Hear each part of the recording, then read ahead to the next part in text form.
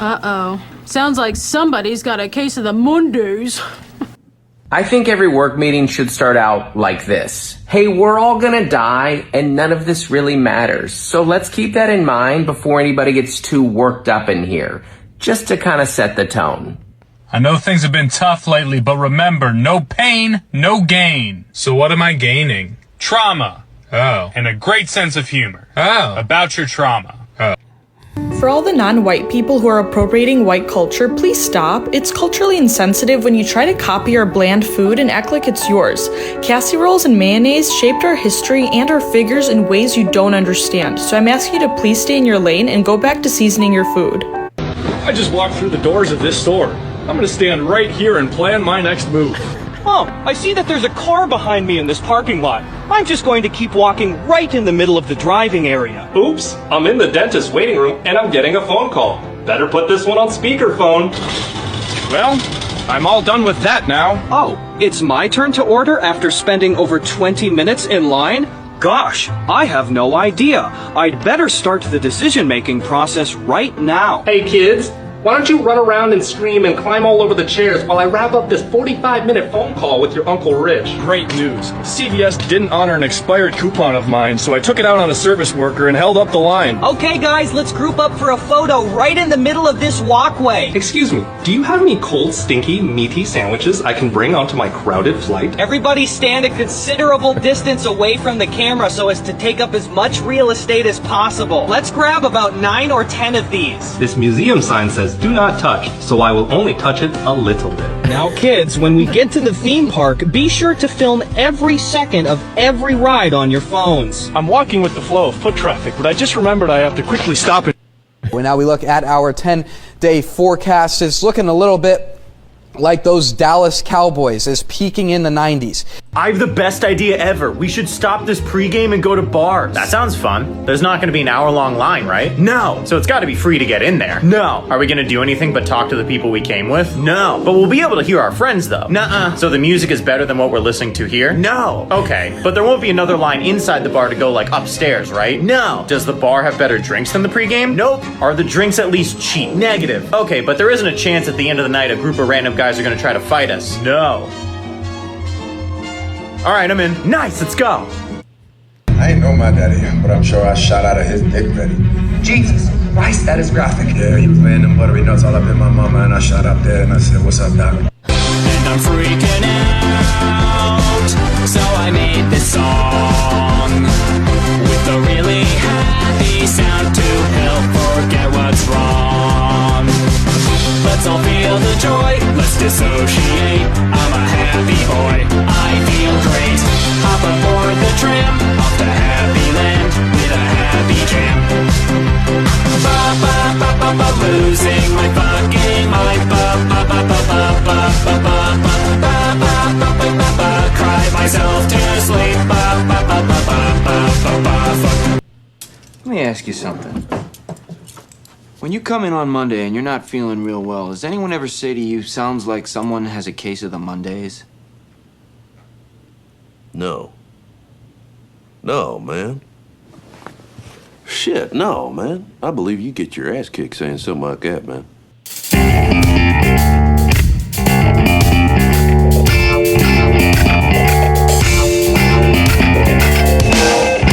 From Filthy Martini Studios in Ontario, California, it's the Foo Bar Show! Hey, what is up, everyone? I am Josie. And I'm Steph. Thank you all so very much for listening into the Foo Bar Show, and a special thanks to you Foos who subscribe, rate, review, and share the pod with your fellow Foos.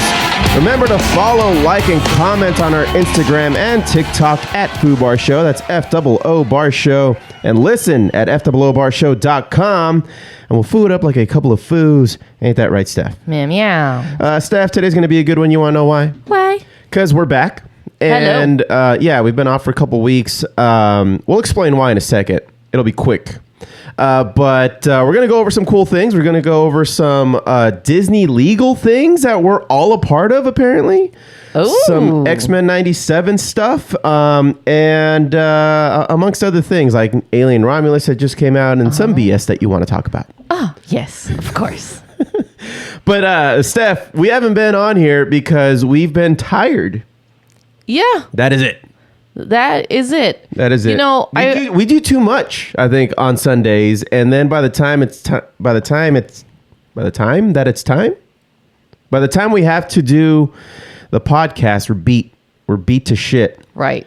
I mean, historically, like Saturdays are reserved for like chilling, and then maybe we'll go out and have, you know, whatever event, and then Sundays is like the chore day and the yard work day, and yeah, there's been more of that though. But the 90 to 100 degree weather has really been fucking us up. it did not help at all. It does not help. So by the time we're done with everything, it's already like 9 p.m. The pod goes out at midnight. I mean, do the math. Like we're just like, damn, I guess it isn't happening this week. And then we're just not as young as we used to be. Right. You know? So like I saw this video online and I kid you not, she was like summing up what it is to be like as a millennial in your 30s.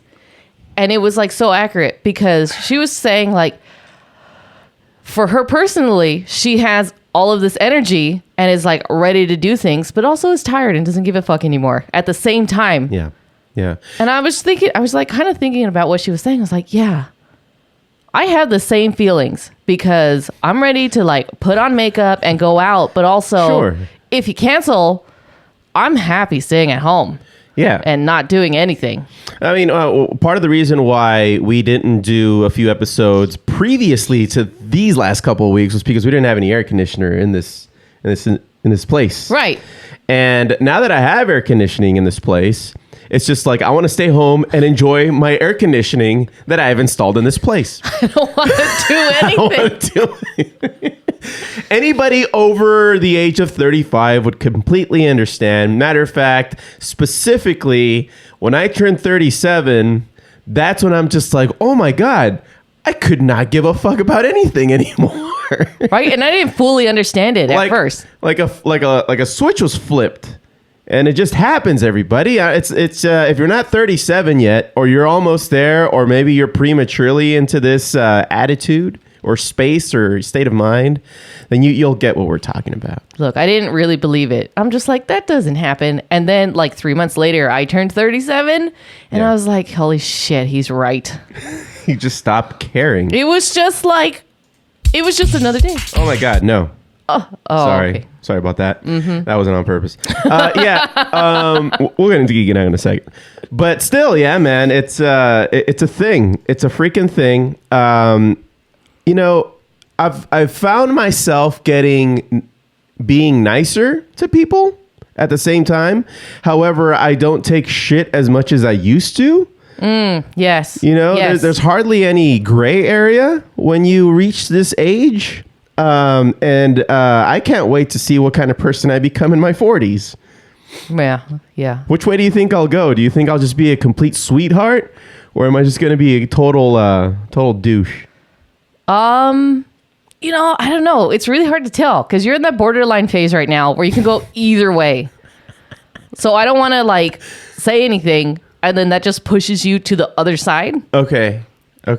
So Are you from the future? Do you know something? We were just watching Back to the Future. Yeah. I haven't seen that movie in a little while. But anyway, yeah. And we're going to have one next week. Now, despite the fact that next week we will spend our the end of our weekend over at Pyromorphicon. Yes, we will. So we're going to go check that out. Now, we're going to go on Sunday. So a lot of the cool stuff that would have happened on Friday and Saturday will have already happened by the time we got there. But nevertheless, you know, the setup and everything is all going to be the same. And so we're going to be checking that out. We will. And then we'll report on that the following week. Yes. Yeah. Just because the way our schedules are working right now. And I am going back to school. So we will probably go back to our regularly scheduled school program where we don't do this as often. We'll figure something out. We'll see if we can bank a few episodes. Like just do maybe 2 or 3 in a day, and then that way everybody's left with a podcast. Disclaimer though, whenever that happens, you might hear some out-of-date information. Yeah. Because fucking news travels like a million miles a minute. And by the time you report on it, everybody else has reported on it. And then it's irrelevant anymore. So, whatever discussion we can kind of come up with, the better. But, yeah, man. So what else, Steph? I went to this Tiki Bar in Little Tokyo. What was that called? It was called The Mermaid. Oh, okay. They were having this like summer special where like every Monday there was like a goth tiki night. I mean, it's already a tiki bar. They just play goth music and have the goth themed drinks and stuff like that. It was nice. Tiki bars are historically like a really small bar. Yeah. But yeah, I went with Jessica and we had gotten some sushi beforehand because it was in Little Tokyo. We walked Sushi around. antique? Yep. Yeah. Sushi and tiki. Yeah, you've been doing a lot of the tiki bars, and many of them are the speakeasy style, where you gotta find them, you gotta make an appointment, and then you head in through this weird door that doesn't look like a door. Right. Was this one of those? No, we walked right in. We were the only ones there. Really? Yeah. Oh wow. Probably because it was Monday. Oh yeah, that's why. It was funny because we had just gotten back from the desert the day before, and I was like, oh, it was one of those days where we just washed everything, cleaned the house, and then just fell asleep for 5 hours because sleeping in the desert's freaking hard. Dude, it sucked. It sucked. We get there, the temperature is like 110-ish. It starts to rain a little bit, which is nice. It then gets to nighttime. Which is nice. I knock out because I took some substances as I was stargazing, and then you pull me into the tent, and it was hot as shit in there. Like I wish I would have just stayed outside. Yeah, I couldn't sleep in the tent because the wind was blowing, and you get the the flappiness going on, and like I think our tent was too close to the other campsite's tent. So I just heard them talking all night. Yeah, their voice carried pretty far. And then we were like 50 feet from them. Yeah, though. and then I thought we were a good distance from the bathroom. Apparently we were not because of the wind. Like the sound just carried, and they kept slamming the bathroom door. So I was like, oh my god, I can't sleep. Like how many times are these guys going to the bathroom? That was a big group that was neighboring us. That was a big family. So yeah. I must have got like 2 hours of sleep because it's true because our mats were directly on the floor of the tent, and it just soaked up all of the heat, and there was like no fan. I mean, sure there was wind, but I don't know. I mean, whose idea was it to go to Joshua Tree in the middle of the summer? It was our idea. It was our idea? It was yours and mine idea? It was Jessica and my idea. Great. It's full of our ideas. That's the only time we could get the campsite. We were trying to go earlier in the year when it wasn't so hot. Why didn't we go to the forest rather than the desert? Because that was on fire. It's on fire? Really? The forest is which forest is on fire? Because we could have gone to a different forest. Well, I guess so. Like Big Bear was on fire? Wasn't it? I don't know. There was You're the one who brought it up. Well, shit. I know there was a couple of fires around us. I think there was one somewhere, not the Angeles Forest. That was the one that we went to a few years ago. Yeah. But we wanted to do the desert. All right. Yeah. Let's not do that again. How about that? How about we do it like in a cooler climate? Yeah, like in the winter. I know that we went because we wanted to go see the shooting stars, the meteor shower. Yeah, the perceived meteor shower. But Jesus Christ. I know. Anyway, so that's why we didn't do last week's, because we were tired of shit. But yeah, man. So we got some things, like I said at the top of the show, to talk about. You want to just get into it, Steph? Yeah.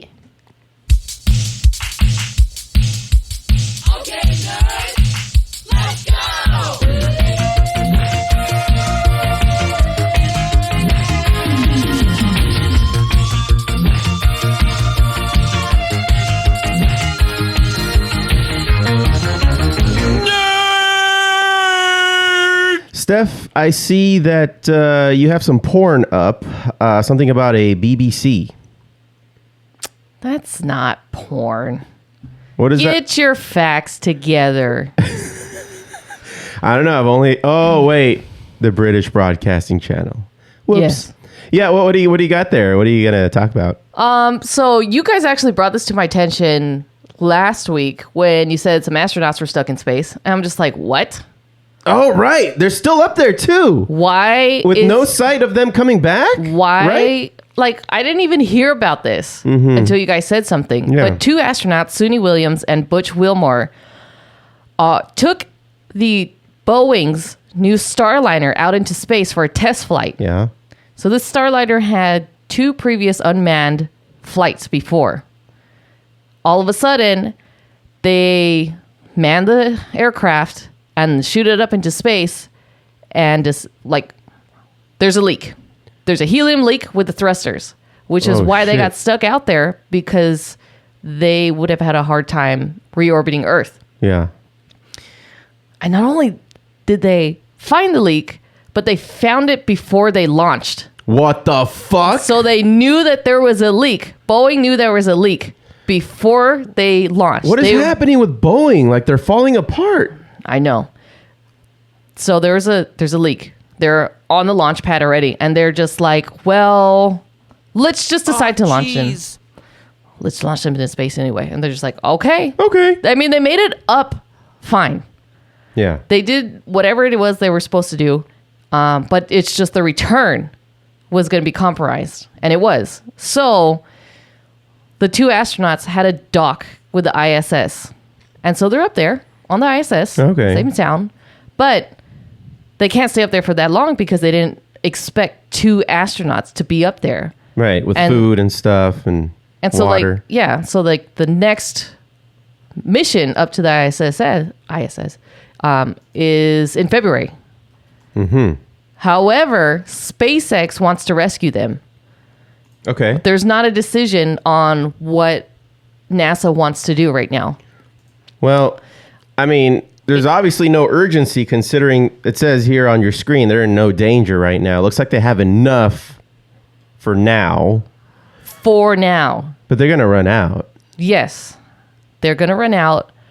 So... What do you think they're doing up there? Like, they didn't go up there with a task. No, they're making them do some stuff, though. They're not saying in detail. Yeah, okay.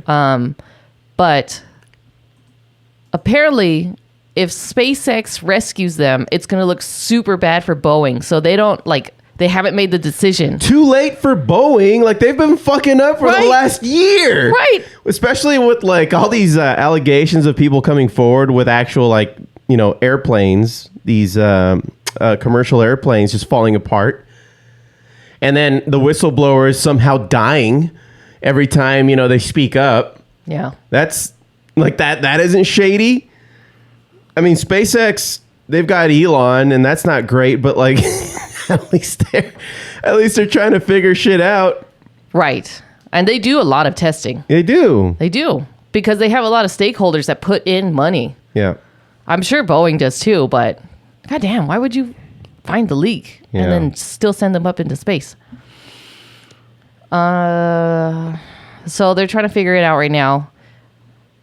On top of that, other than the astronauts who are safe and sound, they're gonna decide whether or not they're gonna pick them up earlier than expected. Mm-hmm. They're safe in the ISS.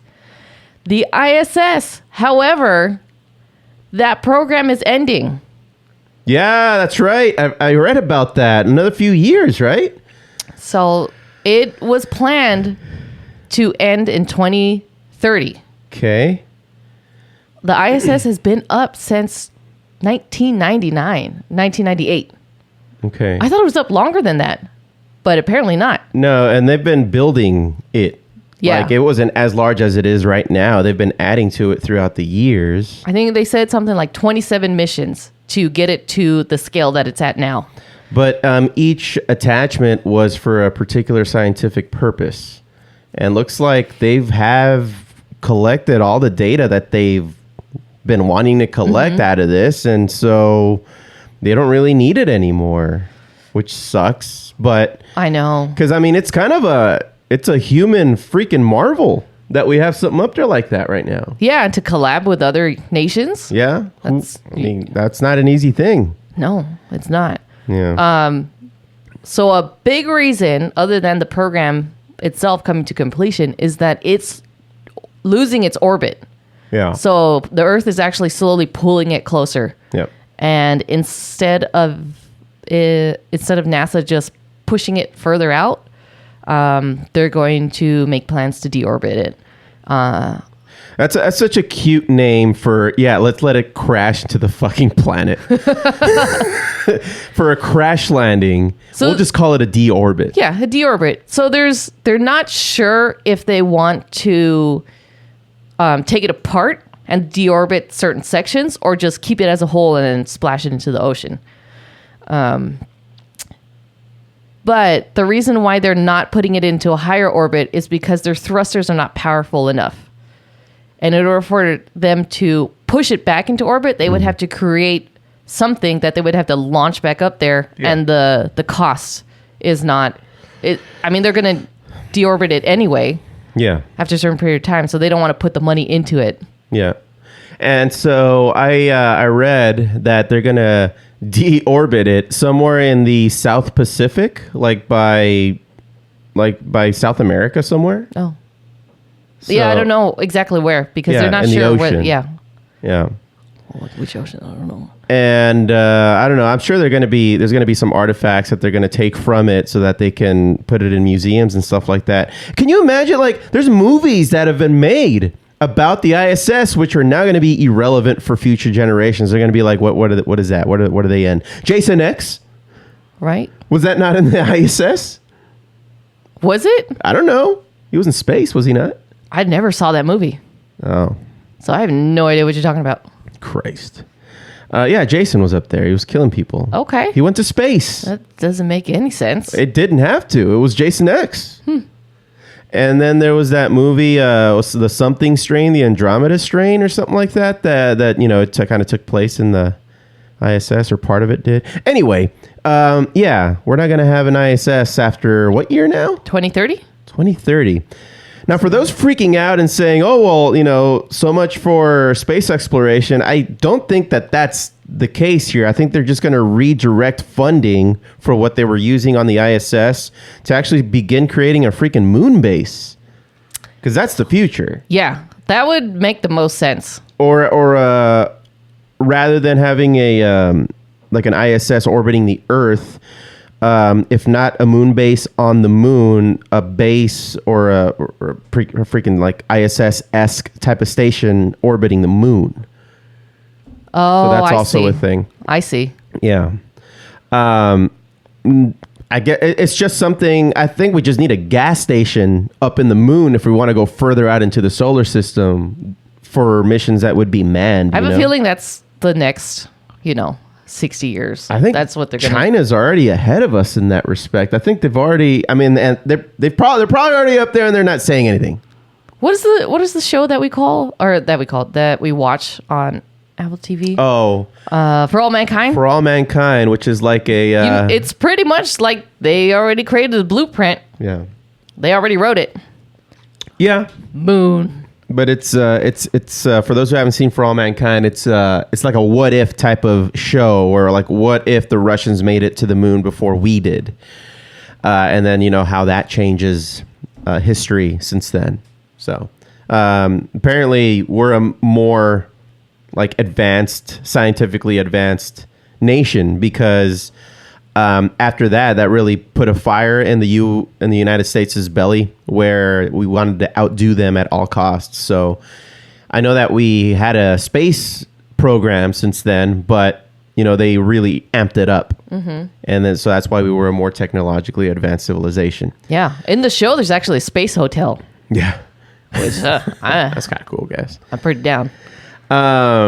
Yeah. Well, that's interesting. So at least, yes. Positive news that astronauts are safe in the ISS.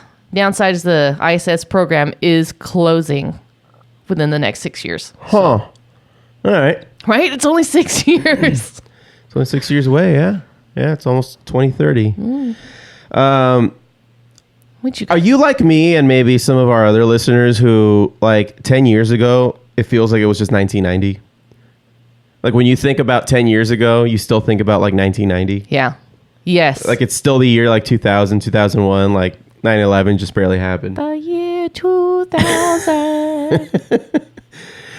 Oh, fuck. Okay, well, my turn, Steph. Speaking of space...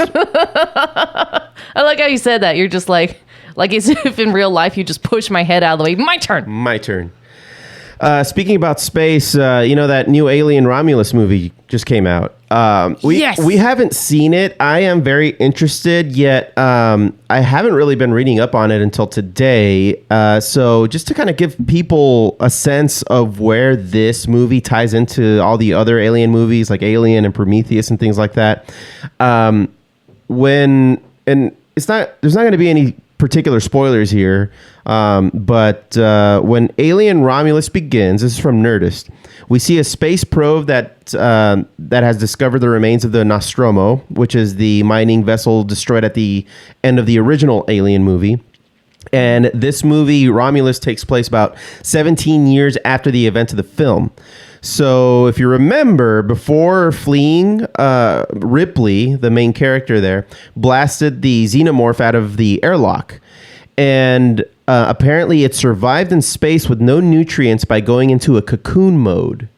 So that's what kind of makes it the perfect organism. Like, it just survives.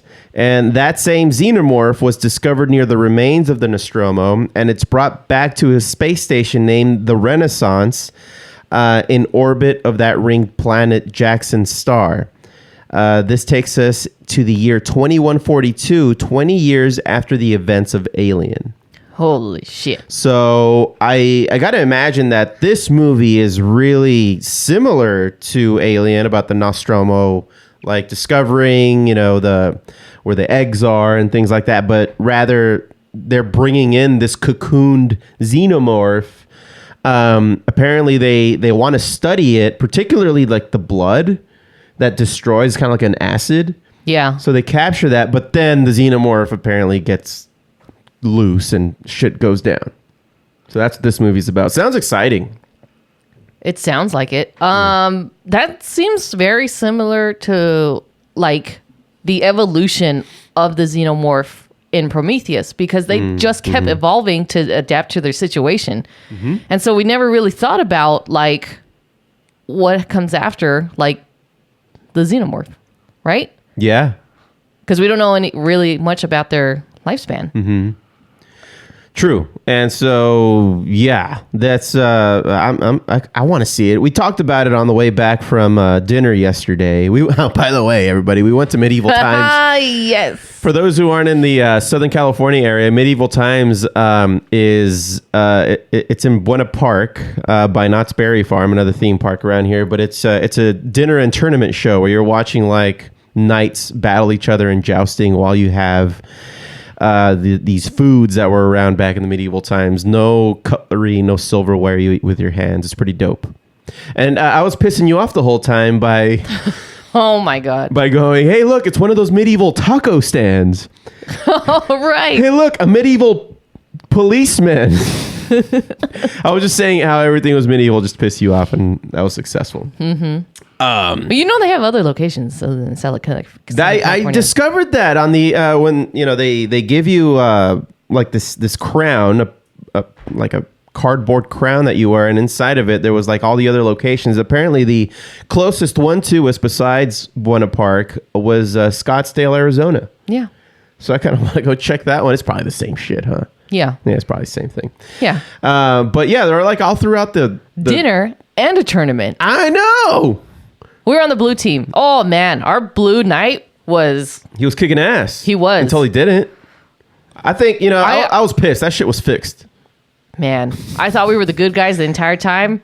Yeah. No. Plot twist. Plot twist. Woo! It's crazy. Crazy. Anyway, speaking of theme parks, Steph, have you heard about this new Disney death lawsuit that apparently... What happened? involves like all of us. What happened? So there's a wrongful death lawsuit against Walt Disney Parks and Resorts, and it's serving as a reminder to consumers of the importance of reading the fine print when signing up for a streaming service or a smartphone app.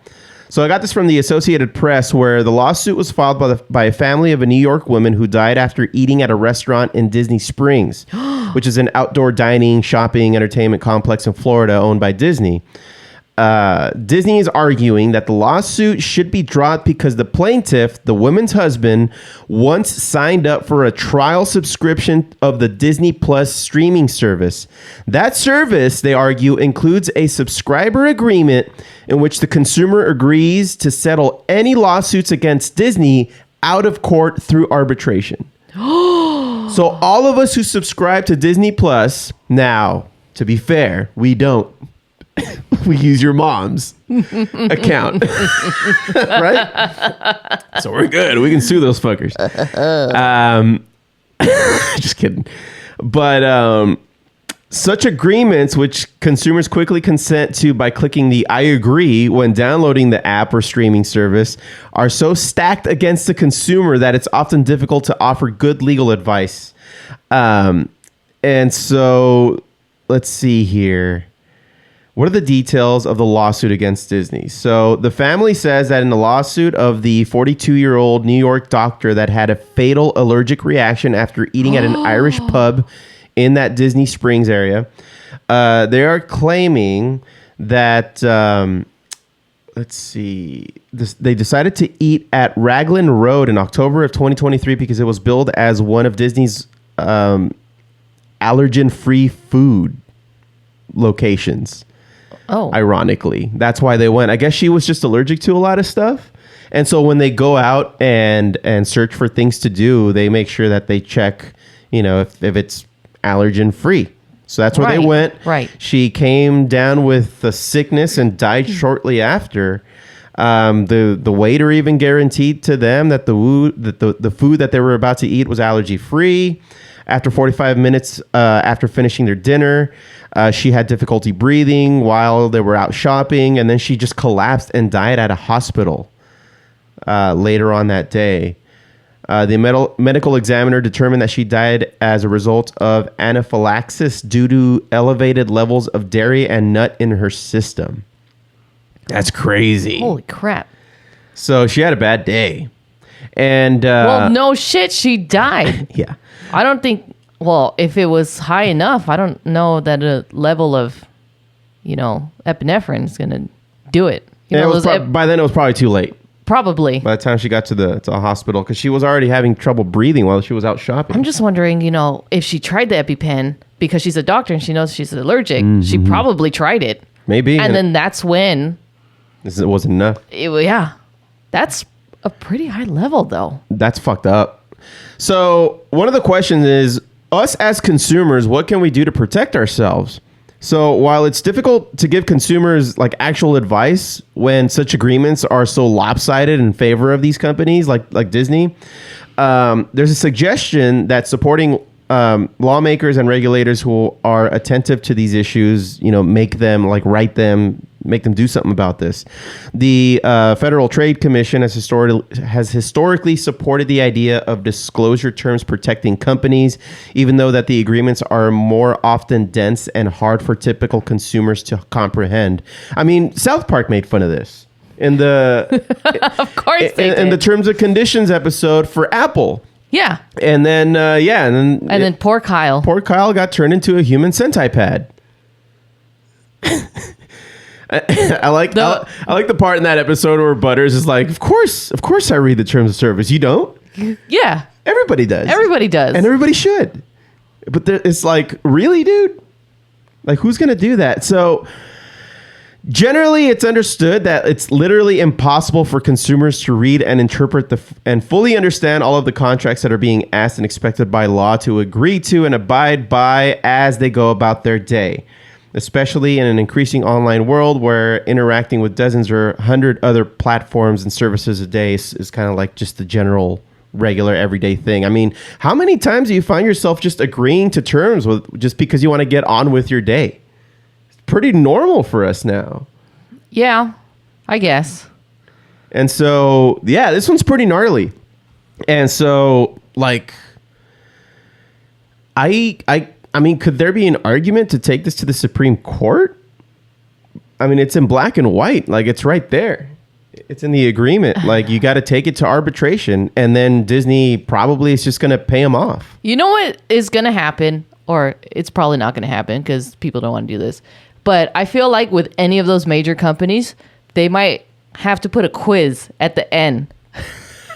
And until they pass the quiz, they can't move on. Wow. Like, did you really read the terms of agreement? Yeah.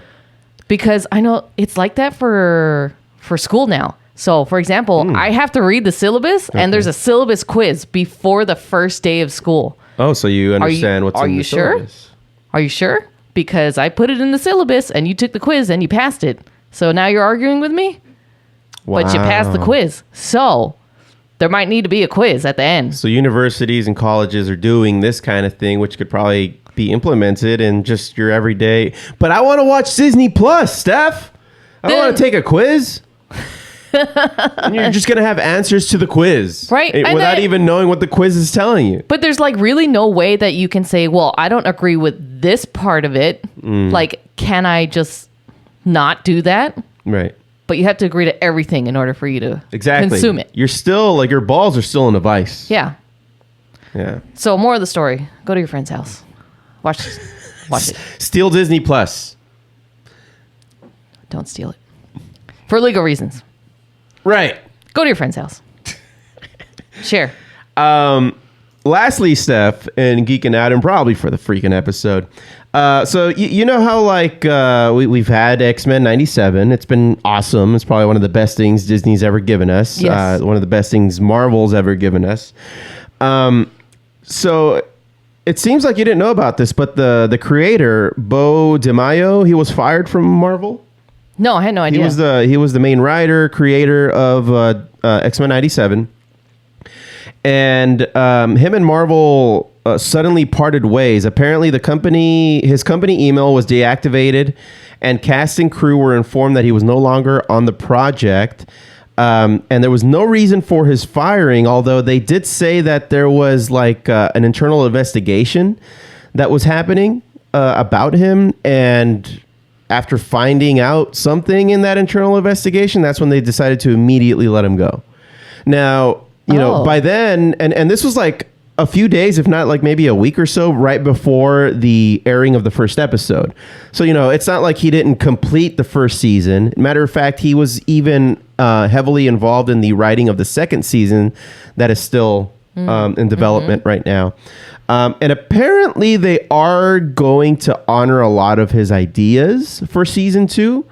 And I'm just learning about this right now because I've read this article on Nerdist that he will not be, obviously, he didn't get as far as to write anything for a season 3, but there will be a season 3 if you can believe it. Hell yeah. So that's pretty cool. However, you know, I hope that they still like maintain the tone that he had developed for.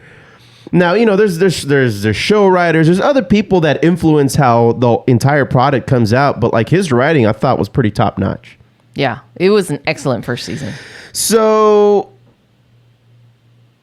anyway, there was a question that somebody asked him on Twitter or X, however the fuck you want to call him. I'm still calling it Twitter.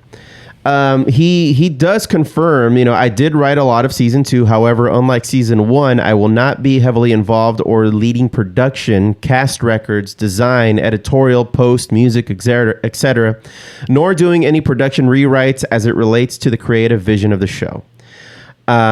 This is why I've said I can't really speak to season 2, but looking forward to seeing the final product with y'all whenever it airs. I have high hopes. So, you know, he's being very amicable about this. But one thing would suggest that one of the reasons that he got let go, it's hard for me to believe that this is why he was let go. Let's see. He seems to suggest in a post on the 15th of August, which is just a few days ago from this episode airing, that you know, he's gay. He's a gay man, And so he posted that, well, his post said, firstly, I'm so grateful to have worked on X-Men 97, collaborating with some amazingly talented folks. Creating this revival was a dream come true, and the support fans have shown is so touching. However, I felt it pressing for me to speak up in the wake of leaving the show. And he posted back on June 4th, Happy Pride, and there was like a fan fiction illustration of him in this kind of like semi-naked Cyclops kind of costume. Yeah, he's just in the gloves and the shorts. And or Speedo or whatever you want to call that, but with the Cyclops visor on. And he seems to think that that's why they fired him, because of the fan art that was posted. It's fan art. Yeah, above is X-Men. He says this on a post on August 15th. Above is X-Men fan art I posted on Instagram for Gay Pride in June. On June 13th, Marvel sent a letter notifying me that they'd stripped my season 2 credits due to the post. Sadly, this is the latest in a troubling pattern I suffered through while working on X-Men 97 and Blade. Oh, no. So it's got to be a reason why Blade is also taking so long. So as far as who's going to be the writer on X-Men 97 in season 3, there's going to be this guy named Matthew Chauncey. There's no word yet on what the season will look like or what it will feature in its pilot, but it's no longer going to have Beau DeMayo. I wonder what, like... That's so... everybody's gay now. Just get over it. But do you think that that's why? Maybe I wouldn't know. I wouldn't be surprised. If there was something else that was going on in the office, right? Was it maybe he was difficult to work with? Maybe there was other things, and this was... Well, it might not even be his fault. It might be everybody else is just like kind of harassing him. It could be either one. We don't know. We don't know what... Yeah, we don't really know what happened here. Even then, even after, like, that's still hearsay. We don't know if he's like... Because he doesn't even know, really. Or he won't say it. Of course, why would he say it? Yeah, he probably signed an NDA.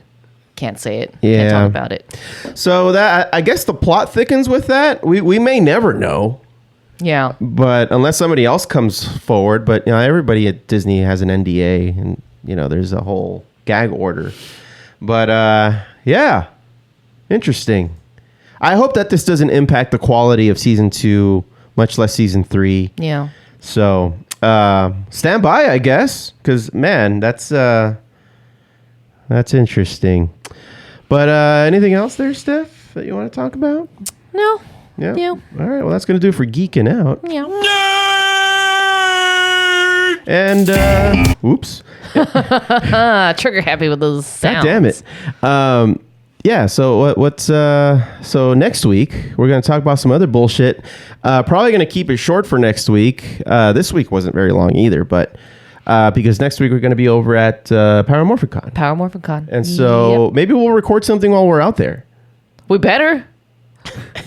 So the quality... That's part of being... the thing about having doing... a press pass. Yeah, well, the thing about doing these on-location recordings is that the quality of the audio always suffers. So I always want to like bring it back into the studio and then we talk about it then. Yeah. But, you know, with the crowd behind you, you really kind of get a sense of the excitement of the location that we're doing the on-location reporting from. Yeah. Maybe we just need better on-location equipment. We do. So if anybody would like to donate. Yeah, we'll take it. But anyway, you good there, Steph? I'm good. All right. Well, thank you all so very much for listening into the Foo Bar Show, and a special thanks to you Foos who subscribe, rate, review, and share the pod with your fellow Foos. Remember to follow, like, and comment on our Instagram and TikTok at Foo Bar Show. That's FOO Bar Show. And listen at FOOBarshow.com, and we'll foo it up like a couple of Foos. I've been Josie. And I'm Steph. Signing off saying, don't be a dick!